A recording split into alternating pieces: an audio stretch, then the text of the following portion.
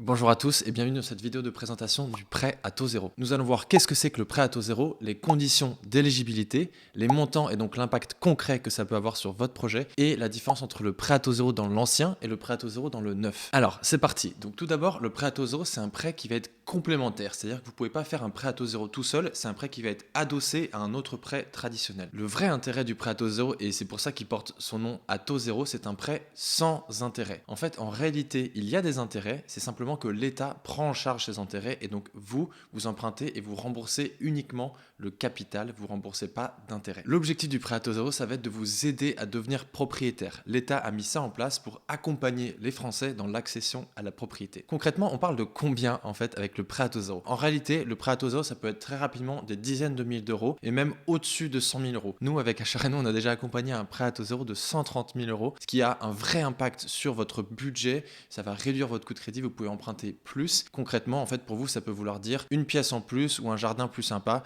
Selon votre projet, ça peut vraiment changer complètement la donne. Le prêt à taux zéro ou PTZ peut concerner les projets dans l'ancien avec travaux ou dans le neuf. Chaque année, il y a à peu près 10 000 prêts à taux zéro qui sont octroyés par les banques en France et qui représentent un montant moyen de 57 000 euros. Alors maintenant, regardons ensemble les conditions d'éligibilité.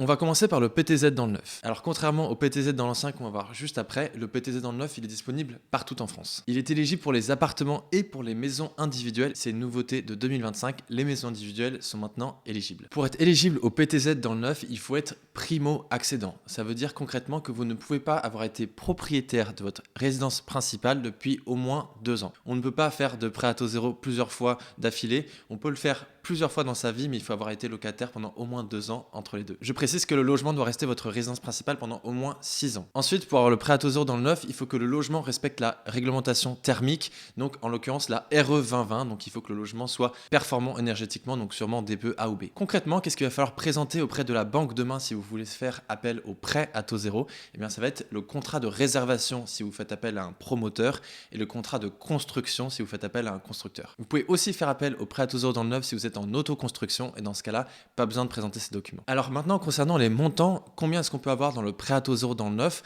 Eh bien, il faut savoir que le prêt à taux zéro peut financer jusqu'à 50% de l'opération. Donc si on achète un logement 200 000 euros frais d'agence inclus, ça peut être jusqu'à 100 000 euros. Et ça va dépendre de plusieurs conditions. Il y a un plafond de revenus pour être éligible au PTZ dans le neuf qui va être calculé sur le revenu fiscal de référence du ménage sur l'année N-2. Et en 2025, ces plafonds ont augmenté entre 8 et 13% pour permettre à plus de ménages d'être éligibles. Également une bonne nouvelle pour le PTZ depuis la réforme de 2025, le plafond qui est retenu pour calculer le PTZ a été augmenté. Je vais mettre les détails des conditions d'éligibilité du PTZ dans le neuf en description de cette vidéo, donc n'hésitez pas à regarder pour avoir toutes les infos.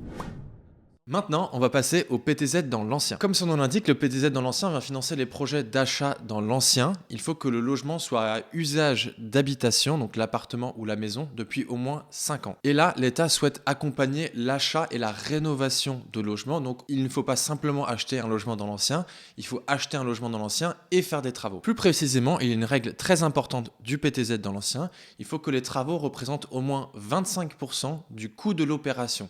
C'est-à-dire que si on regarde le prix d'achat et les travaux, il faut que les travaux représentent au moins 25% du total. Ça correspond en fait à investir au moins 33,34% du prix du bien dans les travaux. Donc concrètement, si vous voyez un bien qui vous intéresse à 150 000 euros, vous prenez 33% de ça, il faut que vous investissiez donc au moins 50 000 euros dans les travaux. À la différence du PTZ dans le neuf, il y a une question de zonage. Seulement les zones B2 et C sont éligibles au PTZ dans l'ancien. Concrètement, ça va être tout ce qui n'est pas centre-ville de grande ville, donc plutôt les périphéries et la campagne et la montagne en France. Je mets en description une carte dans laquelle vous pouvez taper le code postal et regarder les zones dans lesquelles vous êtes en train de chercher si vous serez éligible au PTZ dans l'ancien. Comme le PTZ dans le neuf, il faut aussi être primo-accédant, c'est-à-dire ne pas avoir été propriétaire de sa résidence principale depuis au moins 2 ans, donc locataire ou hébergé à titre gratuit. Concernant les travaux, il y a une deuxième règle, c'est que le logement, quand on fait appel au PTZ dans l'ancien, doit être classé au minimum en D après les travaux. Pour prouver ça, il va falloir fournir à la banque un DPE projeté ou un audit énergétique. Concrètement, quand vous achetez une passoire thermique aujourd'hui et que vous faites des travaux, vous allez avoir le DPE et l'audit. Ça va suffire pour montrer que vous allez atteindre une certaine classe du DPE, donc minimum D. Si au final vous faites des travaux qui sont différents de ceux de ces documents-là,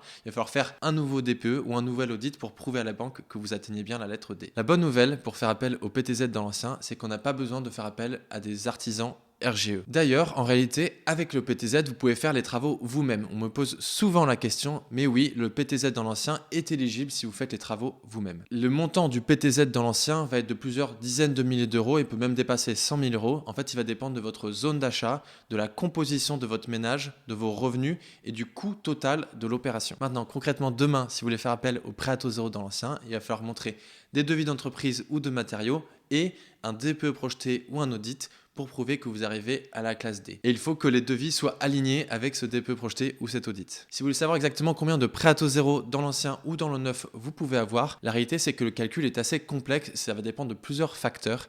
Donc le plus simple c'est de faire appel à un simulateur. Chez Achareno, on a développé un simulateur qui permet concrètement de comparer votre budget dans l'ancien et dans le neuf et de déterminer exactement ce à quoi vous avez le droit. Je vous invite à aller sur achareno.fr/simulateur. Je mets le lien en description. J'espère que vous avez apprécié cette vidéo pour vous présenter le PTZ, que ce soit dans le neuf ou dans l'ancien. C'est vraiment un dispositif hyper intéressant pour booster son budget ou réduire son coût de crédit et donc réduire sa mensualité. Hop, je récupère ça.